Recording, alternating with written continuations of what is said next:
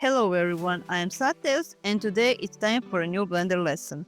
Last time I explained how to transform an object, annotate, measure and use a 3D cursor in Blender. Today I will teach you how to add and copy an object. So let's go! When you open Blender, the default cube will always await you. Some of us delete that cube and add a new one, some use the cube and some delete the cube and add another object. Either way, you need to know how to add new objects because at some point you will need something else besides the cube. So how do you add an object? There are a few ways. The first way is without using any shortcuts. Just go to Add, Mesh, and choose any object that you want to add. Plane, cube, circle, etc. The second way is by using a shortcut. Try to remember this method for easier and quicker modeling. Just click Shift+A and you will get this menu. Choose Mesh and add the object that you want. Now that we know how to add an object to the scene, it is time to learn how to copy it. There are a few methods, but try to remember the one that uses the shortcut. Copying an object without using the shortcut. Select the cube with the left mouse button, click on it with the right mouse button and choose Copy Objects from the menu. If you click the right mouse button again and choose Paste Object from the menu, your object, in this case the cube, will be copied. But it will be in the same place as the original cube.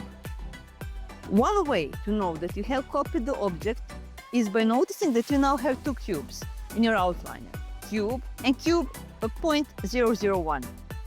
Another way is to select the cube and see if there is another one in the same place.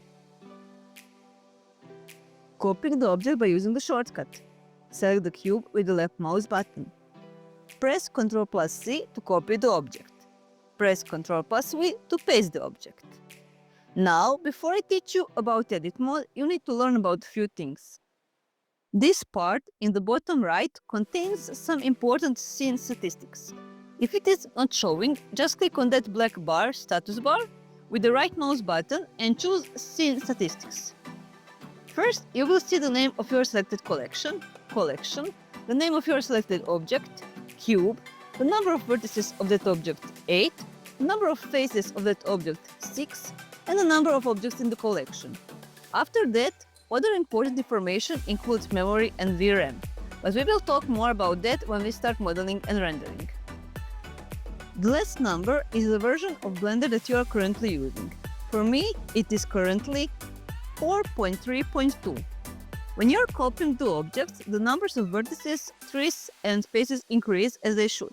But is there a way to have, for example, 1,000 cubes in the scene and still have the number of vertices, faces, and trees the same as if there was only one cube? Yes, there is. You will learn about that cool trick in one of the next videos. That's all for today. Next time we will learn about edit mode, vertex selection, and much more. If you had fun learning with me, don't forget to subscribe to my channel. I recently started a Patreon with more exclusive content like 3D models, blend files, behind-the-scenes videos, etc. You can also download a free Blender guide based on this lesson, so feel free to check it out if you like text tutorials more.